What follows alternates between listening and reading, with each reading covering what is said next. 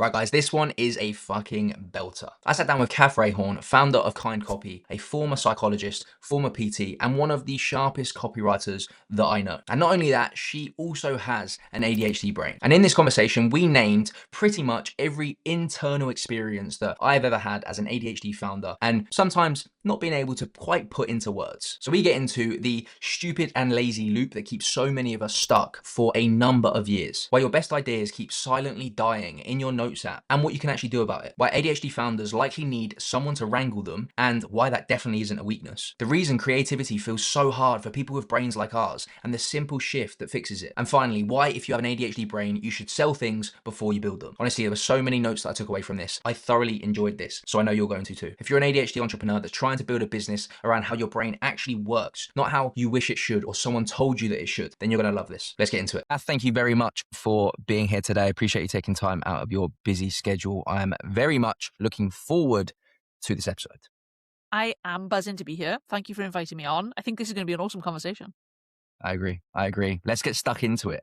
So first things first, I'd like us to start off with painting a little bit of a picture. So could you give me like the real version of how you've ended up where you are right now, running a copywriting business with your husband, your sister?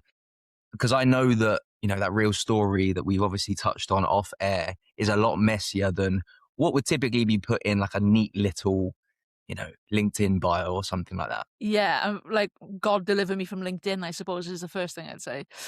So my background, right, was never in writing. I think I've barely got a GCSE in English. Like I'm not that person at all.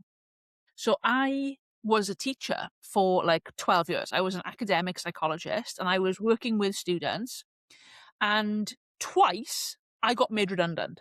So I had this professional career. I was going to be a psychologist the rest of my life, I had a master's degree, everything. And then two separate occasions, somebody else made a decision about my career that I was subject to, but I had no control over. And I just thought that was absolute bollocks, to be honest. I thought that was the most outrageous, egregious infringement of my own agency. In that moment, I got binned off, and I'm sat there thinking, I will take more from this, and I will make sure that a year from now, I'll look back on this conversation and it will be a real highlight of my life. I just decided. I don't know what happened in that moment or how I was able to do that, but I just decided this will be a good thing. I'm going to make it a good thing. And I left being a psychologist and became a PT. And I was self-employed for a good long time. I was a fully booked PT. And it seemed like from psychologist to PT to writer, those seem like quite different career paths. But the thing that's been familiar through all of them is like I'm basically obsessed with how humans think, why we do the things we do, why we behave the way we do. And that was quite like explicit as a psychologist. But then as a personal trainer, the thing that really interested me was, why is it that we have things that are important to us that we don't do? Why do we value health and fitness? Why do we value a physique? Why do we value training? And it's the first thing to go. Why does that happen? I thought that was so interesting. So my work in person with people was around that type of thing. And now that I'm writing, the relationship between the things that you believe and the way you behave is astronomically more complex, particularly for a neurodivergent founder. There are things influencing your behavior that you've got no idea about. So I just thought it was a fascinating through line, and it's just how that's worked out. So I left being a personal trainer, even though I was fully booked, even though I had brilliant clients. I absolutely loved them. I really liked that sort of work. It was really different from teaching, because in teaching, your body is still and your mind is so active. And then as a personal trainer, your body is so active and your mind is relatively calm. Totally different experience. And I came into it thinking, I'll just learn how to do this for me. When gyms closed, I thought, before gyms closed, the truth is I was grieving. I lost my dad in 2018. And as a personal trainer, had this really stark realization that if I'm not on the gym floor and I'm not actually earning money in person, I've got no savings. I've got no economic security. I've got no job security, really. And I was afraid. Like I felt really afraid of again, some outside factor taking something that I had worked for. That felt like what had happened in teaching when I was made redundant. And then it was happening with COVID or illness, or, you know, you're one injury away from not being able to earn any money. And I've spoken to so many coaches who moved their businesses online because of some experience like that. They break a leg or they get sick or whatever, and they can't earn. So I only ever really wanted to learn this skill for myself. I never really intended to do this for somebody else. But because I was grieving, and because all of my emotions were mega amplified at that time and everything felt really raw for me, I didn't have a huge amount of emotional capacity to deal with other people's shit, is the short answer. And coaching requires you to have a lot of empathy. You have to hold a lot of space for people. And to do that in a theoretical way with copy and talking about an imagined person's emotional experience felt a lot easier for me than real close proximity empathy. That felt easier. So Kind Copy was born because at that time, as you'll probably remember, the fitness industry was quite cruel. Was, do better, bro. There was a lot of that sort of thing going on. And I don't think that's just annoying. I think that's actually damaging. I think that's really harmful to the people you're speaking to, but also to your business, because I think it really creates a massive divide. So what I wanted to do with copywriting was to create this sense of connection and safety for people so that when they chose the right coach for them, they felt like they were making an informed decision, a transparent decision, they'd be treated with dignity. And that's kind of how it came about. It was the through line throughout all of it was, I am obsessed with why do we behave in ways that sabotage ourselves when our values are clear to us as adults? That seems so odd. So that's how that kind of came about. I resonate with that wholeheartedly. Lots of kind of frequent listeners of the show will know that I've followed a similar journey where I've landed where I am now because I've just been totally fascinated with why we think, feel, and behave the way we do. And I believe, as somebody that's understood how my brain works later in life, that there's potentially an element of that curiosity that was present so many years ago prior to me understanding like the type of brain that I have. I think I was probably interested because I was also interested in trying to find the answers to why I think, felt, and behaved the way I did as well. Does any of that ring true for you? Do you think there is a link between that curiosity that you had maybe for other people that was also reflected in maybe you trying to navigate how your brain works? Absolutely, 1,000,000%. I think that's exactly what it was. So at first I think there's two parts of this. At first, I wanted to understand myself. There were certain behaviors that existed in my life when I was making those choices. So for example, I was 16, I was making choices around my A-levels. And at the time, which I've since learned is an ADHD trait, I have an amazing imagination. But with that, I have absolutely insane, deranged, and I mean absolutely deranged nightmares. My sleep is so disrupted. I will commonly wake up in another part of the house. I will I'll lose my pillows during the night. So my sleep is chaotic as hell, right? And so when I first started studying to be a psychologist, I just wanted to understand that. Like so many of us, and so much of my story, I just wanted to understand this part of my life. And then I realized, the more I learned about it, other people seem to have quite a straightforward answer to all of the things they do and why they do it. And when I think about this, none of it seems that straightforward. And when I start experimenting and running little micro experiments in my life of like, well, maybe I'll try, maybe I won't eat so late, close to bedtime, or maybe I will stop eating cheese, or maybe I'll no longer eat gluten. And I've really experimented on myself to like a massive degree to solve this one problem. I'm obsessed about this one problem. I take obsessive notes about my life and stuff.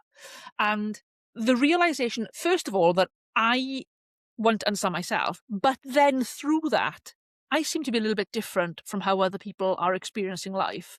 That became really apparent to me. Not so apparent that I thought perhaps I was ADHD until I was like in my 30s, just struggled through all of my education background not knowing that because, ADHD plus a woman plus like early 2000s, none of those things were available to me. But like trying to obsessively reverse engineer a life that fits with your brain has been such a common story for me. And I imagine for you as well, Jack, and probably for the listeners too, right? 100%. Like that seems to be a reoccurring theme with anybody that I speak to with this brain type. Is I don't think I'm yet to speak to anybody who has had an early diagnosis. Maybe one person actually, Josh Cannawater. Everybody seems to, myself included, have this later in life a realization and epiphany, and then when they look back and connect all the dots, they realize that they've just been trying to run all these experiments, as you've said, and create their own unique way of operating and find the right systems and the healthy amount of structure that gets the most out of their brain. And I think there's a blend, right, of at that point in time, like in the 90s, early 2000s, whatever, it just wasn't spoke about. And there wasn't really a name that we can attribute to how we felt and the experience that we had. And I think obviously it is now becoming better researched. I still think there is a ton of work to do, especially around like the narrative of it all and the pathologization of it all, etc. But I think at least now there is the benefit that we can have like language that we can use for it, and it helps us to make sense of, as we say, some of the challenges that we've experienced. Now, I'm keen to hear for you, at what point did you know that my brain works slightly differently to everybody else? I'm assuming that would have been pre like the understanding of what ADHD was. Yeah, absolutely. Honestly, this is quite an odd thing because you can't. I suppose it's like feeling your own your own body in a way, right? It's quite difficult. So I didn't really identify that until people were telling me that the way you think about things, the connections you make, the interpretation you have, or the way you present memories or whatever. My sister would tell me that. My therapist would tell me that. You think differently from other people. In some ways, that's obviously a gift. It can be creative and it can be outside of the box, and it allows us to mitigate risk and, look at the world in an interesting way. But in other ways, it can create quite a lot of damaging relationship with self, because you now also have this narrative of the way you interpret this isn't the same as the way everyone else is interpreting it. And so whatever you do next, you have to be quite careful. I feel like I end up overthinking quite a lot of my behavior because the way I perceive a situation, I question if other people are perceiving it in that way as well. And then I might hesitate to act, or I might hedge my response, or it's a strange relationship with self-trust. And the only thing I have found to combat that is to be radically honest and transparent about my lived experience, so that the people around me expect that I may process things differently from them. Things that might seem like a threat to me often seem like an opportunity, for example. And then you react inappropriately to, people being laid off, or, like, oh, amazing, what can we do now? Like, look at all the time we've got. That's not how other people perceive that event. And so I feel like sometimes you end up squashing or ignoring or mitigating how you actually want to react, because it's not always socially appropriate for how other people are responding to that situation.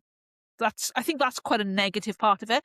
And I feel like you end up creating this weird relationship with yourself because all beliefs end up being almost a meta belief. Have you had that experience? Yeah, absolutely. And it's that kind of like self-modulating element to it, isn't it? Where you're constantly, I think, in terms like masking, I believe, to a degree, where you're almost like doing this performance where it's like, I either feel this way or I want to act this way, but that's not socially acceptable or whatever it is. So I will modulate my response or temper my response so that it is easier to digest for someone else, or whatever that might be. And you mentioned there about almost like being radically authentic and like accepting that part of yourself. Was there like a catalyst moment where you committed to doing that? Because I know for me, I unknowingly was self-modulating for a long time, and then came to this realization of like, this doesn't serve me or anybody around me to continue to do this. And you then end up fragmenting yourself so many times and in so many different ways that you're like, I don't actually know what the real me is like. And I remember I had that kind of moment of realization to a degree, probably like 4 or 5 years ago, where I was answering some reflective questions in my journal, and they were seemingly quite simple questions, or what I believe should have had simple answers to them. And I just couldn't answer them. It was like, I don't actually know what I am like authentically in these circumstances. I don't know what I actually truly like. And then I committed to going on this journey of being like, oh, I need to figure that out. Was there a moment for you where it's like, right, stake in the ground, I am no longer playing this game and I'm going to be kind of authentically Cat? There are sort of snapshot moments I can think of, but never like a whole across the board, I am going to radically change how I behave, until quite recently. So let me give you an example, right? When I was about 15, this is such a small, tiny, stupid example. All of my pals really liked this band called the Manic Street Preachers. It was the 90s. They were in the charts. They were a Welsh band. I'm obviously Welsh, and my pals loved them. I thought they were depressing as fuck, right? I was not into them at all. Because my pals liked them, I bought the album. This is back in the day where you had to go to Woolworth and actually buy a CD and listen to the entire CD for £12, which is all the money you've got in the world. And then the album sucks. And you're like, this is a terrible trade, right? You can't even dabble with it. You end up with this album you think sucks. And you're like, I'm really trying to like this band because everybody thinks they're great. And I don't know how much of that is neurodivergence and how much of that is I'm just 15, right? And I've sort of self-abandoned in that. That's the first example of I actually find this music really miserable. So that was the first example. And sort of denying the music that I did like in the thought that that's going to be uncool. Right? So that's probably the first example. And then from that point on, deciding I'm not going to do this anymore. I'm just going to like what I like. And if you're going to judge me for that, I actually don't care. Right? Because that's low stakes. It really doesn't matter. As time's gone on, I feel like I've made massive career changes, and people who are quite close to me have maybe judged me for that. They've considered my behavior to be impulsive or intense. And then I think, you don't even like you. You don't like you. How can I care if you like me? So what I tried was just being completely myself all of the time.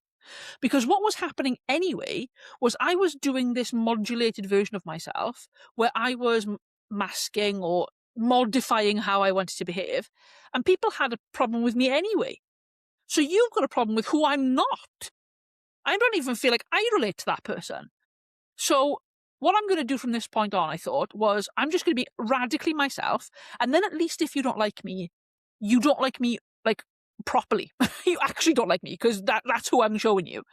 So now my policy is to lead with the most unsavory, most controversial, socially difficult parts of myself, so that people who want to self-select early before they're invested in me.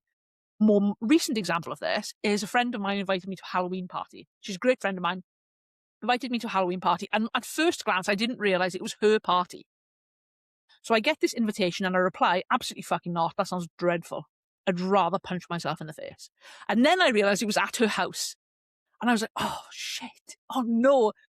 Is this your party? She's like, yeah, I knew you didn't want to come, but I just didn't want you to feel excluded. I'm so sorry if I've offended you. I will never, ever in my life attend a party ever again. I can think of nothing worse. I've got all sorts of objections to fancy dress. I'll tell you about it the next time I buy you breakfast in a one-on-one scenario where I'm excellent. I'm not excellent in group or a party or anything that starts at 8 p.m. or anything requires me to dress up. She could have opted out of that friendship at that point and thought, you're so rude. How rude. I was rude about that. But in retrospect, I was also completely honest. That was genuinely how I felt. And I found that my friendships have deepened. The people who have chosen to stay in my life are choosing me with full transparency of what I'm actually like. And it is a level of liberation that 15-year-old Kath never would have thought possible. So let people self-select on the basis of who you actually are, because they will make up whatever narrative they need to. And it's better that it's about who you really are rather than who you're not.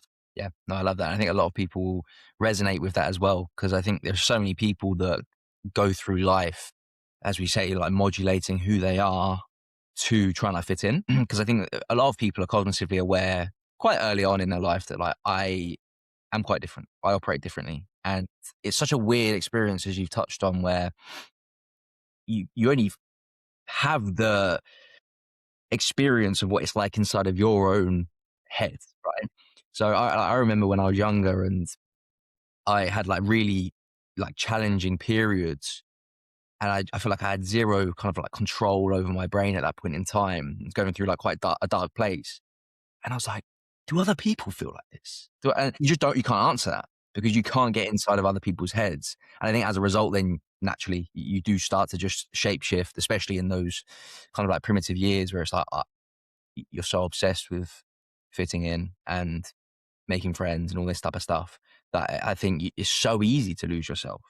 I lost myself for years where, getting involved in like heavy amount of drugs, partying, all this type of stuff that I didn't at the time realize that was like so misaligned to like who I was deep at my core and like my values, which fortunately there was a point of which where I did. And then you're like, oh, I am now just committing to just like honoring myself, I think is the way that I would explain it, is honoring myself and allowing other people, as you've rightly said there, to self-select whether they choose to be on this journey with me or not, without being too esoteric. And liberating is the right word. Like, it is truly liberating to almost like shake off the shackles of what we believe that other people want us to be like or society wants us to be like. And I think it's just such an energizing place to be operating from.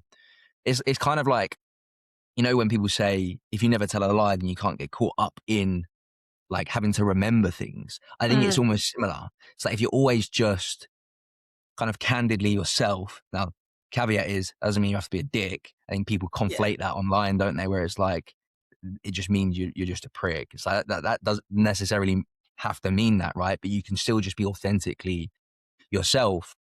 Then you never have to get caught up in, or what version of I do I need to be for this person I forgot. You are just self, which again I think is really important because it's really energy draining if you are not. One of Now, the best things about it for me, Jack, was like when I got a diagnosis, it seems like, is it even necessary, right? So if anybody is listening to this and they're thinking, I'm not diagnosed, and I think I might have hunter brain, I think I might have some ADHD, I think I might have a little bit of neurodivergence. One of the things that I was able to do when I had a diagnosis was I hadn't realized how wildly unkind I was being to myself for the coping mechanisms that I was needing to use just to literally get through my day. So there have been times in my life where I have had a problem with alcohol. I used to smoke. I'm asthmatic. That's so stupid. I had a wicked, and I mean an absolutely insane gambling problem when I was a teacher and I was earning next to no money, and I would literally gamble all of my money. All of those things I thought were character flaws. I thought I've got a problem with addiction. I thought I've got a problem with impulse control. I thought there was some moral issue with the way I was behaving. Other people, other women aren't behaving like this. Other teachers aren't behaving. They're not waking up in the middle of the night to bet on Japanese football that they haven't even watched. That's mental behavior, right? And my self-talk around the behaviors my dopamine-seeking behaviors basically, was so judgmental that when I had a diagnosis, I was able to see all of those things for what they were. And it was such a beautiful opportunity to give myself grace and think, now I can see what I was trying to do. I can see I was massively overstimulated in a social situation, so I would drink more, or I would people please, or I would self-sabotage, or whatever it was. I, post-diagnosis, was able to give myself so much more grace. Like, I couldn't make a decision about my degree. Here's a great example. I couldn't make a decision about it. So I'll make my own degree. I couldn't do the thing I actually wanted to do, which was forensics. So I was like, I'll do law and psychology. I'll do 2 degrees at once because I'm not able to make a decision and I'm interested in both of those things. My life was a shambles for 3 years because I was in 12 hours a day of lectures doing 2 degrees at once because I wouldn't make a decision. And then I got to the end of the thing and I was like, I don't even want to do forensics. I don't even want to do this anymore. So those sorts of things, there was no one intervening and saying, hey, this is sort of like the kind of manic behavior that might indicate somebody should have a conversation with me about what are we optimizing for here. And I was really hard on myself. And I was like, well, why couldn't you do it? You're a clever girl. Of course you can do it. Don't be so stupid and lazy. And then you've got the stupid and lazy loop, which is, story of everyone's life, right? You start something because you're interested, then you abandon it. That's because you're stupid and lazy. And it's just such an unkind it's an unkind way to relate to yourself. And because you are unkind to yourself, you allow other people to be unkind to you. And that is kind of what kind copy stands for now, is you don't have to be nice, but you do have to treat yourself with grace and dignity and compassion. That's what that's about.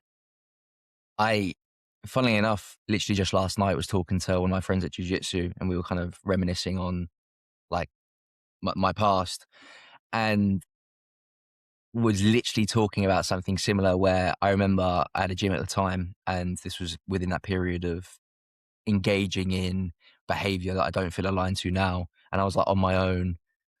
I think I was like smashing balloons and doing all that type of stuff. And at that point in time, I was looking at myself, as a gym setup is, right? You got a wall full of mirrors.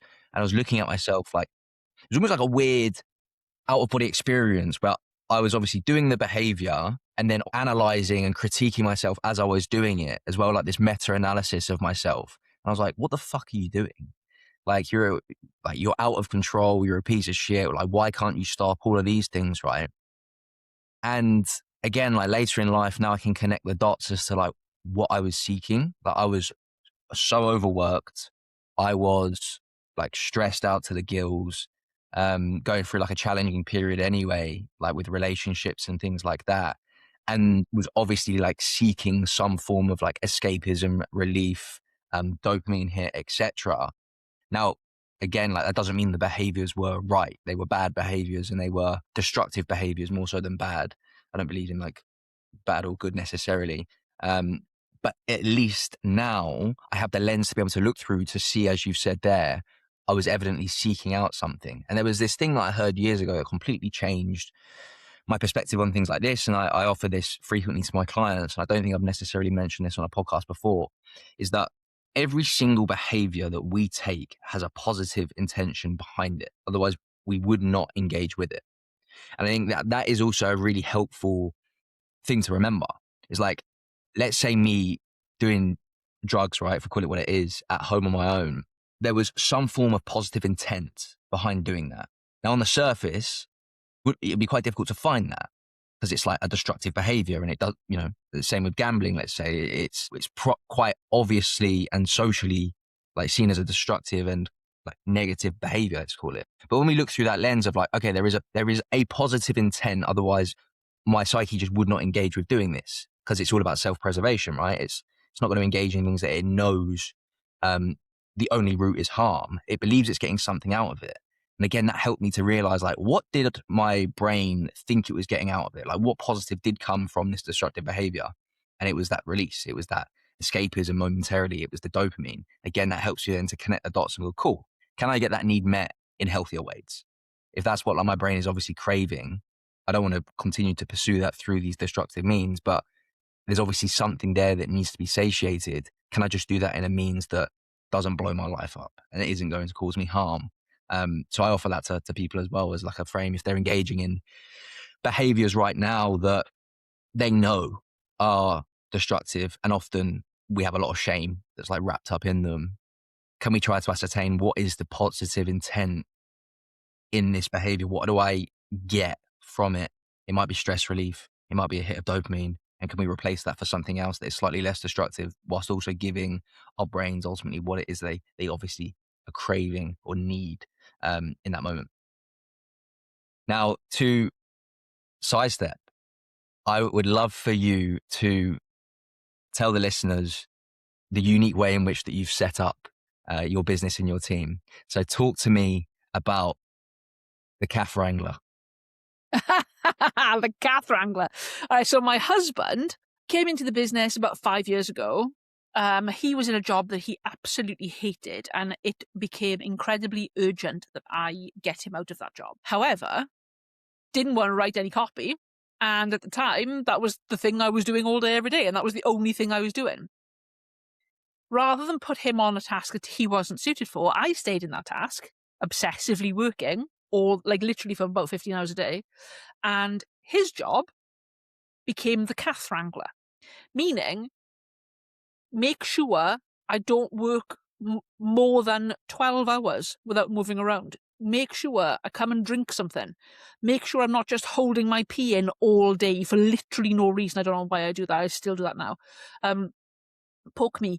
Don't just let me live on crisps because I can eat it at my desk. Make sure every day I see, the sky at some point, and I don't just work dark to dark all day long. Because what was actually happening for me was all of those negative behaviors, all of the dopamine hunting behaviors became, I am going to obsessively work. And I'm going to write all day, and I'm, you know how it is. If I'm interested in it, I'm only doing this now. So I want to lock in for like 15 hours. And if I'm left to my own devices, that time will just pass. So he became the cat wrangler because I was living in an incredibly like arm's length dimension around my desk. And that was how I was living. So he came into the business to wrangle me and try to put some good behaviors and some structure back in my day. So thank God for him. I think that speaks like excellently to something that I'm passionate about and I've spoken about a few times, which is when you understand how your brain works, it's trying to be really intentional with how you structure your business and your team, and recognizing that I think like our predisposition is just to run through walls and do everything ourselves. And as you say there, we can very easily self-neglect in order to like hyper focus on the mission, and getting the right people around you to have a self-wrangler, let's say, I think is imperative. Are there any other adjustments, changes, unique isms that you have integrated into the business since better understanding how your brain works, so that it feels like it's more intentional with the way that the business is designed around you? 100%. So like, this is a great question. And as I sat with it, I thought about it quite a lot, because my first reaction was, no, not really. Yes, in literally every single way. But because it's become a system now, I don't do anything weird, because if you see, I have a system. So all of this is basically how the business is set up. My sister, who is not ADHD, works 9 to 5 in the business. The problem with that is that I also feel like I have to work 9 to 5 in the business, but I also start working whenever I am inclined to work. So I'll wake up, like last night, for example, I'm in the process of building a new digital product, which is going to be absolutely class, and I'm really excited about it. It woke me up 4 times. So I was awake at 2, at 3, at 4, at 6. I will also do a 9 to 5 now. And then when I go home, I'll probably keep working on it because it excites me. And, the energy is high and my enthusiasm for the project is through the roof. I allow myself to work however I want to work. I actually don't know how on earth I was ever employed as a teacher, because to do the 8 to 3, hour by hour burst is just like, that is literally not how I work at all. I need to work for like 5 hours in one go and totally immerse myself in this one obsessive thing. And I just need to allow myself to follow what is interesting. And if I'm not obsessed with it, I'm on the verge of this now. I'm not quite there yet. I'm just going to not do it anymore. So I'm on the verge of making a decision in this business, which will allow me to only work on things that I'm absolutely obsessed with, which will require a complete reshuffle of how we do things. But I'm at the point where this is just like task switching client A to client B. I'm just like, this is not working for me. I need to immerse myself in one thing and obsess about it for like a month, and then come up for air and think about what we're doing next. So the way I work is structured entirely around interest. I don't take on projects that don't interest me. I don't work with clients that don't interest me. I don't work in industries that don't interest me. I've done that. I just produced like pretty mediocre stuff, I felt. And when I work on stuff that does interest me, the stuff bangs. I also have got quite a few leveraged services. So what we used to do before I was diagnosed was I would sit down with a blank Google document and I would write fresh copy from scratch out of my brain for every person that we worked with for 15 hours a day. And that worked pretty well while it was just me. But then when there was team to manage and, there was task switching involved, I found that really hard. So I've got a service called Copy Tapas, which is just £99 a month. I write it once, I obsess over it, I make it as good as it can be, and then I have lots of people access it. That's a really nice way. So I work in a burst, and then I dip in when energy is high. The other thing that I'm doing right now for Copy Tapas is, for example, we've got a WhatsApp sprint going on. So this isn't a pitch for Copy Tapas, by the way, but like we're in WhatsApp because Discord is too slow for my brain. Discord does my head in, to be honest, but it was like the best solution at the time. We're going to sprint in WhatsApp and we're going to execute hard every day for 30 days. Then we're going to decide what's the next objective. Are we going to keep doing this? We're going to do something else. So it's a much more intensive, like it's almost like a rhythm model where I work in a burst and then I pull back and evaluate. So this isn't really like a decision about a product. This is more like a rhythm of how I like to do things. Anything I can do to pull myself out of linear 9 to 5 stuff and put myself into obsessive, immersive, 12-hour-a-day, one focus type stuff, that's much more interesting to me. And I'm trying to optimize for that. I cannot stress enough how much I resonate with this. And this is like one of the first pieces of work that I do with my clients, where we focus on what is your rhythm at the moment? What is the hunt that you're on? Because our attention is almost like paradoxically like fragmented. We need to have a straight line focus, but because of the predisposition of how this brain works, if we don't have the correct guardrails in place, we will almost like by default, our factory settings is just to do lots of different stuff at once, context switch, and thus like not get the benefit of this high processing power brain because we're not aiming it at just like one single task. And that's probably been one of the biggest shifts that I've made inside of my business over the past 2 years is like the way that I design it. And I've structured my week in order to facilitate that as well, where it's like I don't do any delivery on Mondays and Fridays. So I've got like a full day from the moment I wake up to the moment I go to sleep to do a number of different things, to let my curiosities flow and allow myself to actually have time to explore, to be in the context of like, right, I've got 12 to 18 hours of just like deep work on like a singular, like Monday, for example. It was like creating the app that I've just rolled out to my clients, which is like, I can't do that in dribs and drabs. I have to be able to do that in like single blocks. And I did that in like 26 hours over 3 days. I showed that to my clients. I've got two clients that run tech businesses and they were like, oh, like, that's really cool. How long did that take you and the team? I was like, Took me 2 days. just me, bro. Yep, just me. And they're like, that's insane that you were able to do that in that period of time. And it's purely because if I have almost like the runway in order to be able to do so, I can put this incredibly powerful brain on a straight line and it can create an immense amount of work. But I then need to also recognize that I need the rest period off the back of that as well. So that has been a game changer for me. So this was something that I couldn't spot in myself. My therapist helped me with this, my sister helped me with this. But like that sense of, oh my God, I can conquer anything. I'm going to run through walls. I've had an 18-hour day. Get team in. I got to tell you what, we're changing direction. That energy is so addictive. That God mode energy. That now my sister's job, part of her job description is, you are in God mode right now. There is a crash coming. And there are 2 things that I have identified as crash behaviors. The first is that I'm going to build it. Like when I get into build mode, that's dangerous for me.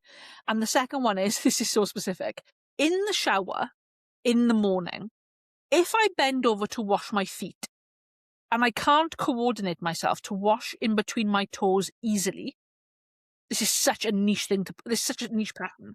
There is a crash coming and you've got between 24 and 48 hours before the migraines hit. So like, I told you I'd take obsessive notes about my life. That's a pattern that I've noticed. And that's a really useful one because that tells me I've got about 24 hours to wrap up any madness that I'm in right now and put contingencies in place, because you will have 24 to 48 hours of crash basically where you won't be able to and I mean, for me, I go non-verbal. I can't speak. I need to just sit in a room by myself and kind of just stare at a wall and just let everything come down. And that's the level of creativity that I was afraid of losing when I first went on medication. So, everybody talks about, I'm going to lose my creative edge. I am non-verbal by myself for 2 days. That's not a creative edge. You're just a mess right now because you didn't properly regulate the God mode, right? The first time I went on medication, Jack, I cried because I was like, is this what everybody else's brain is like all of the time? I'm just thinking about one thing. And when I start the one thing, I can finish the one thing. And then I move on to the next thing. Not like 50 things all at once, and they're all brilliant, but they may also be terrible. Like, you can't really differentiate between, and I think that's worth exploring, because a terrible idea and an excellent idea both feel exactly the same, because what makes them terrible or good is the energy we bring to it. So there are no bad ideas. That's the risky thing when you realize that, is that you think, it's my level of implementation and execution that makes this a good idea. So you can make anything a good idea if you're enthusiastic enough about it. Have you I think heard this also idea it's of, conditions as well, isn't it? Like there's yeah, man. conditions that be present. And I think like with these ideas is something I've been really exploring over the past like 18 months. All ideas, irrespective of like good or bad, like, cause that's just a subjective eye that we put on it, right? It's just an idea, brings novelty and thus dopamine. So we're just like, oh, this is the thing. And then we always need to have, well, at least I do, this period of time that I allow the dust to settle slightly. Otherwise, I will just take action on any idea, even if like the conditions aren't present for that to be a good idea. Because I totally agree. Like it's the ability to be able to execute on it and like make it a good idea. But there are often times where I have a good idea, and I know we spoke about this off air. It's like, that's a great idea, just not for now, because the Yes, conditions that frees you aren't up so present. much. That's such a liberating thought, because like, I don't know if you've ever heard the story of Michael Jackson going on tour. And apparently he was an absolute nightmare to go on tour with, right? Because if he would get an idea for a song at like 3:00 in the morning, he'd wake the whole band up. He'd be like, we need to record this idea right now. Until eventually one of the team, like the music team, go, you kind of a fucking nightmare. Can we not just record this in the morning? And he goes, if we don't record this song right now, God is going to give this idea to Prince. So that level of like creative implementation, and almost like, I'm getting a bit woo-woo now, but sort of do not have the audacity to ignore the source inspiration. Otherwise you won't have any more inspiration. And if you let ideas go cold without acting on them, it's almost like for us, well, for me certainly, ideas seem to generate more ideas. And if you start ignoring too many of your good ideas, you think, I'm not sure I'm generating enough like raw material now to make decisions from. Do you have that experience? Yeah, yeah, 100%. And this is something that I really want to actually talk to you about as well, selfishly. But I think a lot of people are also going to get a ton of benefit from this, because so many people who are listening have to be creative. I believe that like business owners in general have to be creative, because that's where innovation comes from, whether that is creating a new innovative idea for marketing, for a product, for team structure, etc. Like that all comes from the ability to be creative and create these new strategies. So I want to pick your brain on this. So I'm glad you've brought this up. But to answer that, yes, like creativity just breeds more creativity for me. And I've been really like trying to hone this a lot more over the past 12 months. I used to say, like, actually to myself and outwardly, I am not a creative person.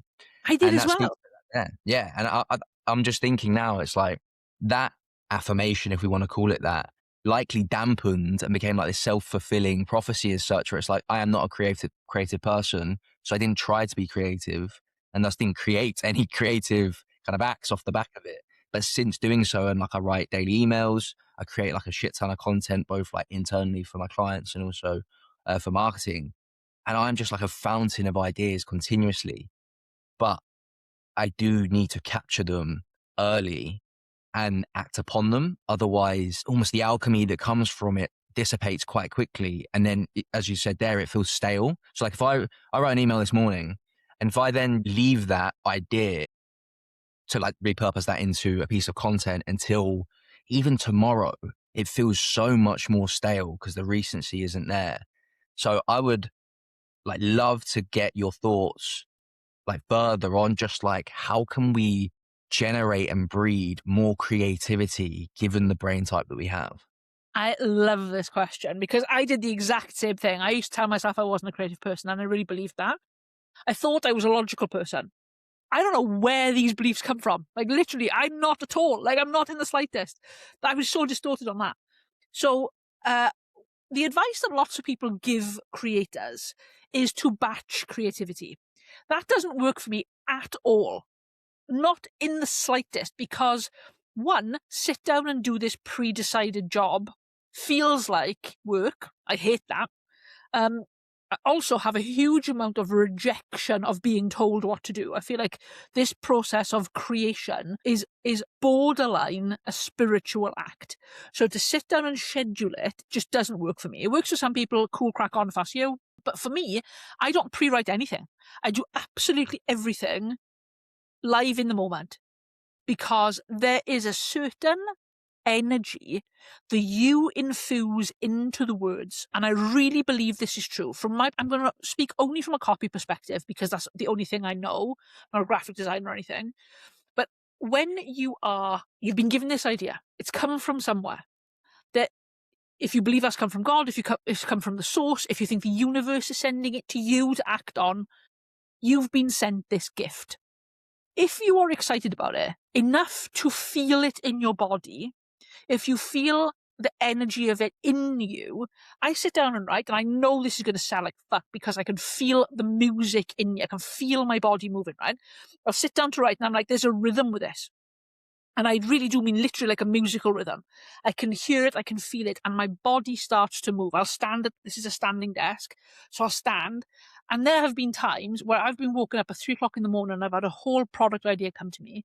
The entire sales page arrives in its full form, headline to CTA. And we're talking like 20,000 words.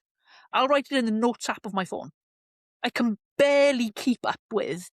I feel like I'm just a conduit. I don't feel like I'm creating anything. I feel like it's just coming through me. Type. If you no, I'm just going to go back to sleep, I'll ignore that. You won't have another one. You get up and write. If inspiration has struck, that is a special moment. You've been chosen to execute this idea. So to be more creative, I think the first thing I would encourage someone to do, if I was to set this up as steps, the first thing is notice. Notice when you are given ideas. You don't have to come up with anything. They will be given to you. The right ideas will find you. Ideas find you. You don't have to go looking for them. They will come to you. If it's meant for you, you'll feel it in your body. There'll be excitement. To me, it feels like excitement. For other people, perhaps it feels like something else. It feels to me like excitement, like music, like movement. If you start writing it and it flows well, speak it. Don't try to tart it up. Don't try to make it clever. Speak it with your whole chest. Because anything you're selling on the internet, you're selling only one thing. Your own excitement is the only thing that people buy into. You can sell literally anything. The majority of stuff I've sold, I haven't even made yet. I've just had the idea. I've been excited about it. I'm like, I'm fucking psyched about this. Does anybody else feel excited about this and want to do it with me? They're like, yeah, how do we pay? And then I'll go and build it. Like, I don't build it first. I'll sell it first. So the first thing is notice. And I think that takes stillness. I think it takes a degree of being able to look inside yourself and think, do I actually feel a response to this idea? You wouldn't have it if it wasn't meant for you. So don't feel like this is too far beyond me, or no. You wouldn't have it if it wasn't meant for you. Notice. Second step is don't allow yourself to be too influenced by what other people are doing. So I think we ignore and dampen more creativity because we look at what other people are creating and think, oh, I should be doing what Jack's doing. I should be doing what Kath's doing. I should be doing what Hormozy's doing, or fucking whoever. Those things are meant for those people. The most purest form of resonance you can create is something that speaks to you. Don't have so much external influence that you can't hear your own inner voice. So notice it. Don't be consuming so much stuff that you're too influenced, and shorten the period of time between the impulse to do it and actually executing it. And you will notice your own excitement is living in the words, your video, your graphics, whatever. Your excitement will live in it. You are imbuing those words like a spell with the magic that you feel. But if you let it go stale, or you let it be somebody else's idea, not yours, it won't hit the same way. I love that. Like, I'm super passionate about all this stuff. I'm just wanting to get in the head of the listener who maybe is at the start of that journey. They've told themselves the same stories that I did, you did for years, where it's like, I'm just not creative, and I'm really struggling to see these ideas come to me, or what we would say, maybe create the space for them to come to them. I believe that everybody with this brain type is a creator of some sort, right? They're the creator of ideas. They make shit happen, thus creating. I believe, in my opinion, the reason why they're struggling to be creative or to tap into that creativity is because there is too much of a filter between like the idea and them being able to actually either feel the idea or conceptualize the idea, or be like, oh, this is actually something I can then tangibly go and do. Is there any advice that you'd give to someone who is maybe still in that belief of, I'm just not creative, Kath, to help them to be able to create space to be the vessel for these ideas that get passed through to them? I think that the nicest shortcut in thinking about this is that when you think about being a creative person, me personally, I think about being an artist, right? I think about somebody sitting down with something completely blank and making something exist that didn't exist before. But lots of creativity isn't that. Lots of creativity is looking at the things that already exist and combining them in new ways and reconstructing them like Lego blocks. And your own personal lived experience is the way that you do that. So, for example, my accountant says all the time that he's not a creative person, right? But he's also a mega strong, like the strongest accountant in the world, I think. He's like a mega weightlifter, powerlifter, I think. He's got this experience in the fitness industry. He's been a bodybuilder. He's like this massive number nerd, right? That combination of experiences allow him to talk about accounting in a really creative way, because he sees ways to solve that problem that other people wouldn't see. So it's just about combining your lived experience in such a way that other people wouldn't be able to do it. When Tarantino writes a Tarantino movie, he doesn't sit down with a blank script. He takes an existing story, maybe like a kid story, even like a Jack and Jill type story, and swaps out chunks of the story for different character names, different plot points, different twists. What happens if we put this in a different order? I think that the foundation of creativity is being a curious person. If you are interested in the work you're doing, you have probably got 1,000 times more creativity than you're giving yourself credit for. You just think about creativity as making something from nothing. Whereas lots of the time what we're doing is reassembling stuff that already exists so that it works better and connects more cleanly. I love that. That's really interesting as well about Tarantino. I didn't know that. And that instantly is like letting things click into place for me there. Because essentially what we're saying then is that creativity is not, speaking to what you were saying earlier, like you conjuring up these ideas from nothingness. And it's like trying to create a new color, which is just like impossible, right? Which again, I think is where I was stuck with creativity. It's like, in whatever the context is, it's almost the same as me having to create a new color. And I'm like, I don't know how I can do that. Like, how can I bring these things together that don't yet exist, etc. Whereas, exactly as you said there, it's actually just taking in as many raw ingredients as possible from all of your curiosities. That could be the things that you like doing. So for me, it's like jujitsu and travel and all these things. They're the raw ingredients, or like a film you've seen or an experience that you've had at the gym the other day. And then how can we blend all of these raw experiences and ingredients together to create a unique recipe and dish that hasn't yet been tasted? And that's kind of the way that I'm at present thinking about creativity, is like I am the collector of these raw ingredients, and like it's my curiosity that allows me to go and collect those. And then I create the space, typically idle time, to let my brain bring them all together and create this unique dish. And I'm like, oh, that sounds fucking cool. Let me go and bake that.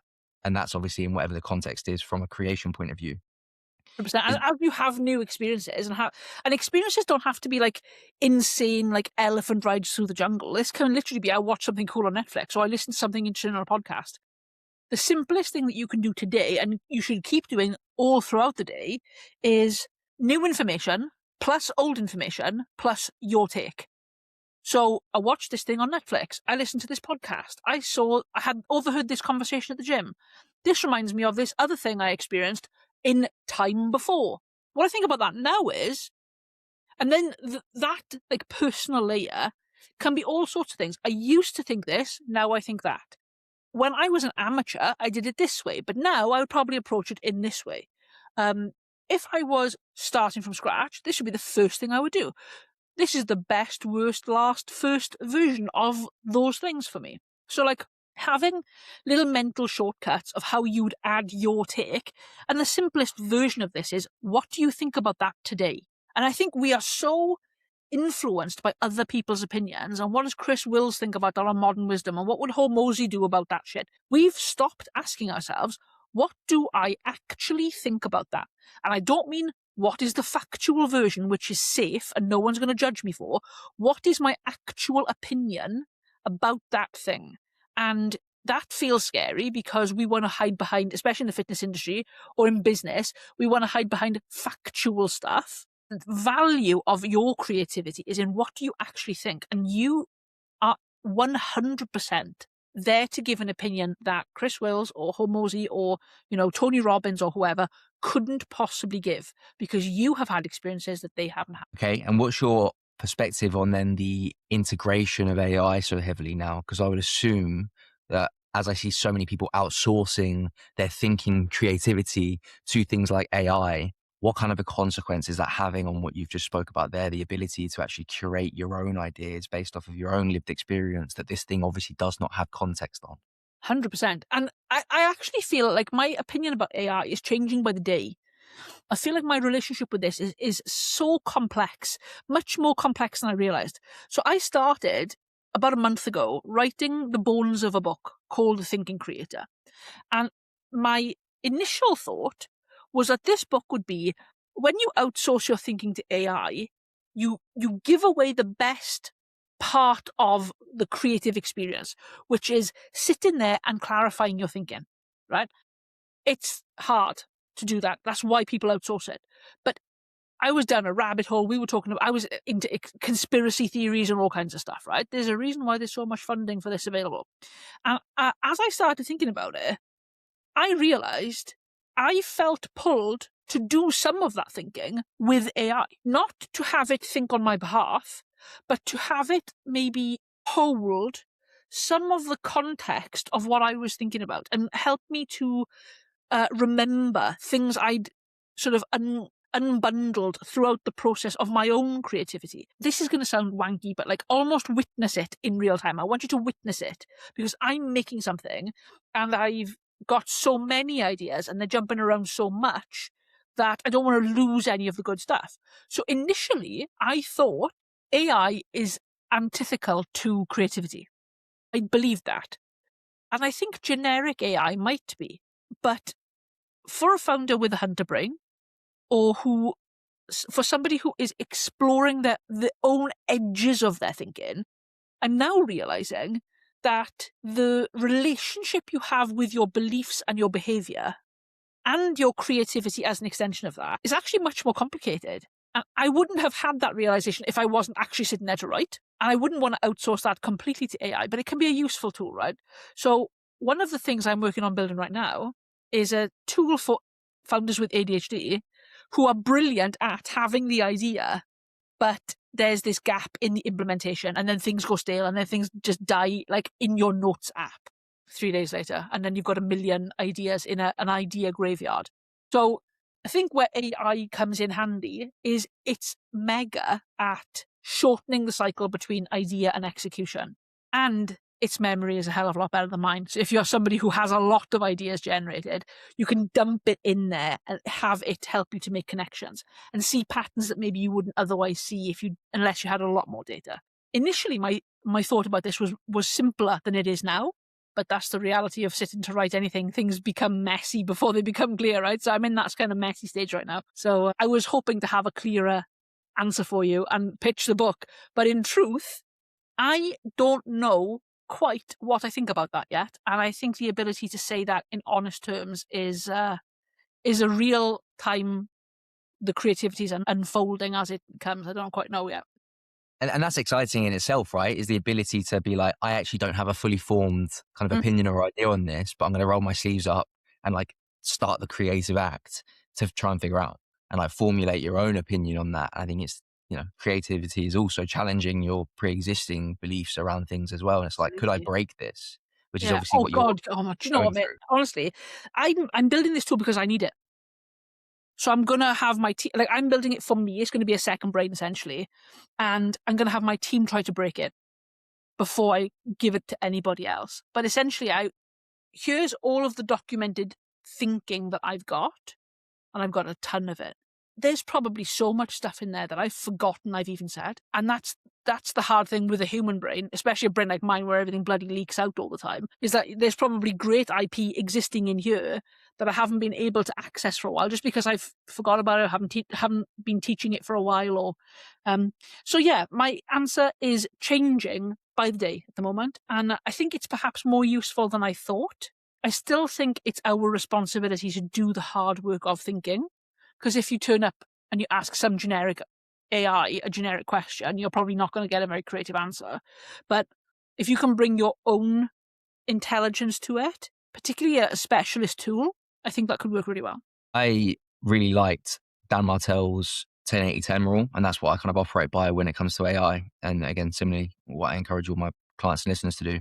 And that's first 10% needs to come from me, which is like the initial seed of an idea, the creativity, the juice, the thing that makes it unique, the IP, whatever.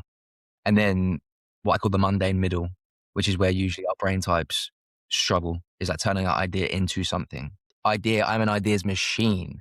Like, it comes to me thick and fast. It's then actually bridging the gap between idea to implementation, which again, like, is only amplified with this brain type that we have.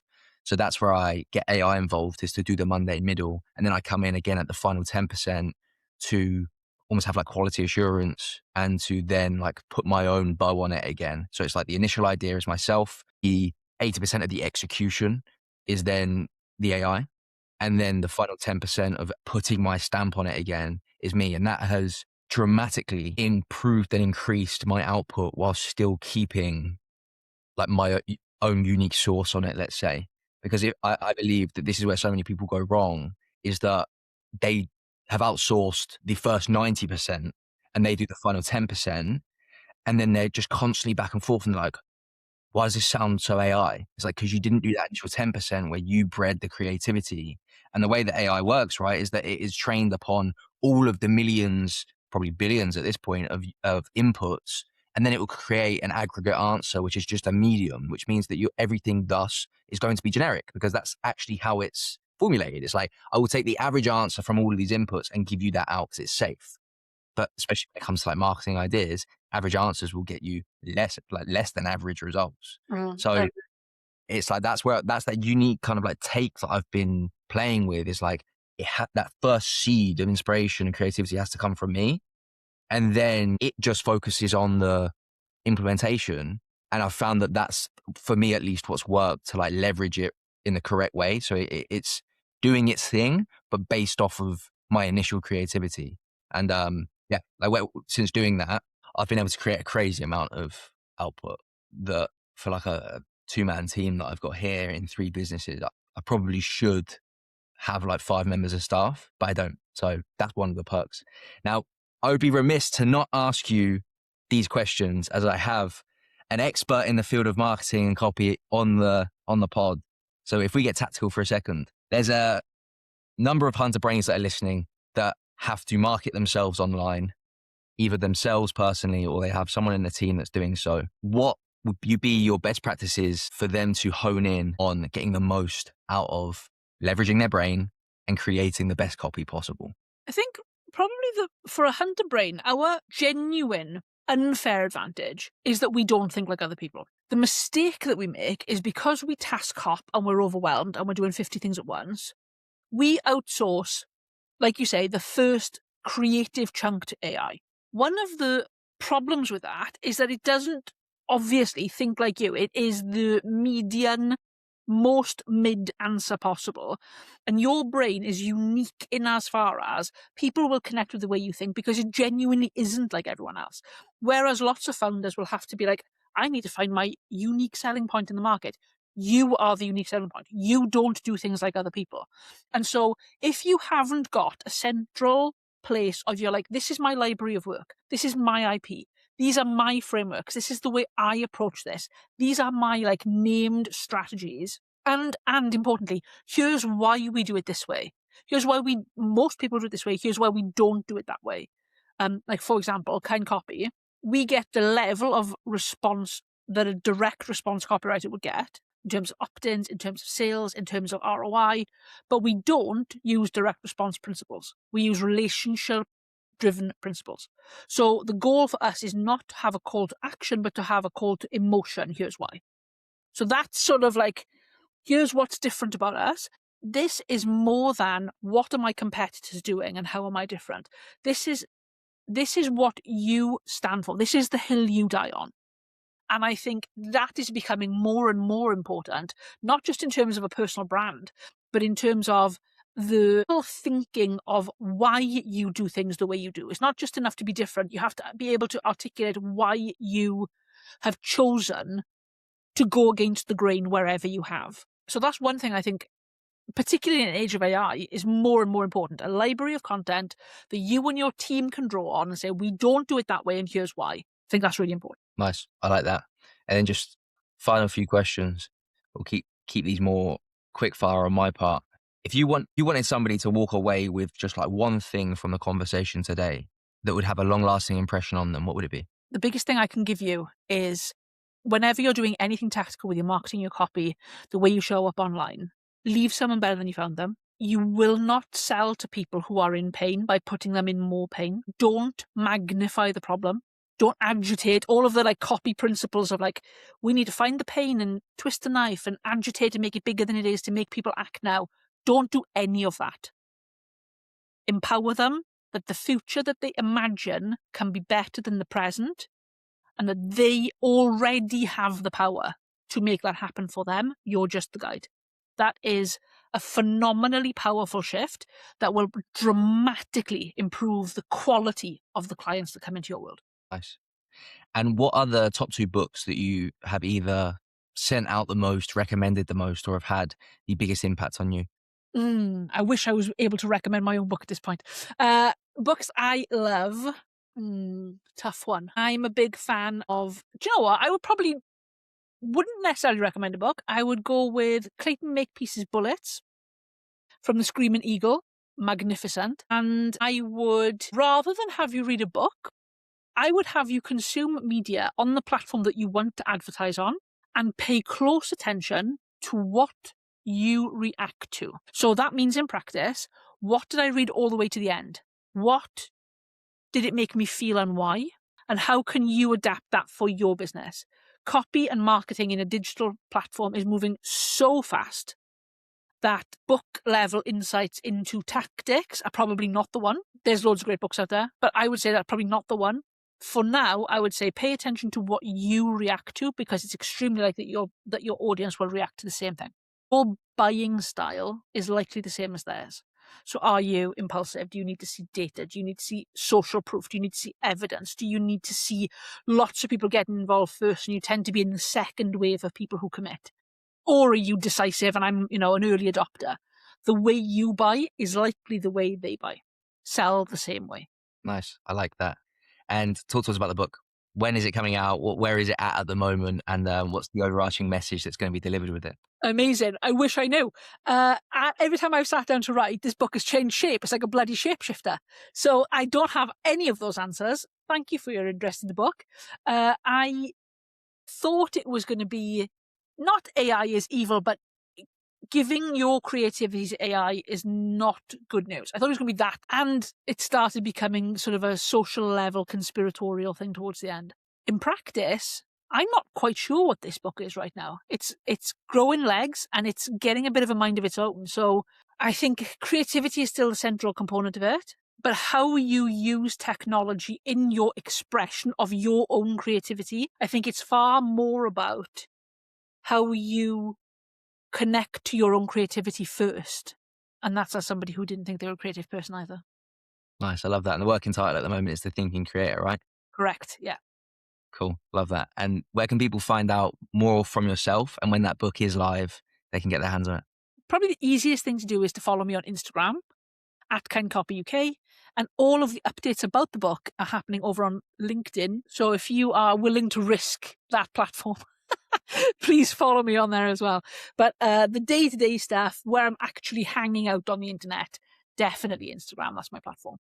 Amazing. I'll put all that in the show notes and urge everybody to consume more of your content, get their hands on the book when it's out, because no doubt it's going to be a goldmine of ideas. And even though it's currently shapeshifting itself, I'm sure it will also massively like shapeshift the way that people view their own creativity and the way that they show up in the marketplace when it is live. So, Kath, thank you very Beautiful. much for being on today. I appreciate Thank it. you so much for having me on, Jack. This has been great.